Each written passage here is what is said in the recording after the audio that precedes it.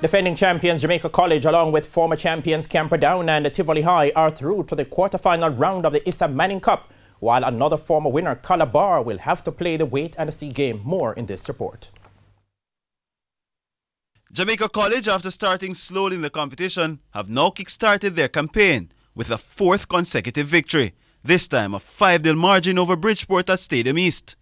JC were 2-0 up at half-time, and 6 minutes after the break, Dwight Merrick scored the first of a two-timer, which was sandwiched by Ryan Thompson's effort 2 minutes later. Merrick put the icing on the cake in the 75th minute as the champions marched into the next round. I think we started the competition extremely slow.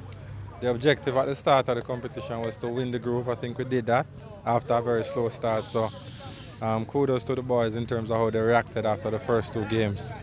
We had a very light preseason. We knew that we would take about 3 or 4 games to really get in a rhythm. And I think that's exactly what happened. So congratulations to them again for winning the group. Meanwhile, Calabar enhanced their chances of qualifying for the next phase after blanking already qualified Kingston Technical 2-0 at the Prison Oval. Matthew Pearson was the architect of the win with a double strike. His first came in the 74th, and Calabar secured victory with Pearson's second 5 minutes later. Calabar can only finish as a best third-place team after JC and Kingston Tech qualified, but must hope Charlie Smith are beaten by St. George's in a rescheduled encounter that was postponed today. Well, we knew we had to win this game, and so we just went out with everything. KT, a very good team.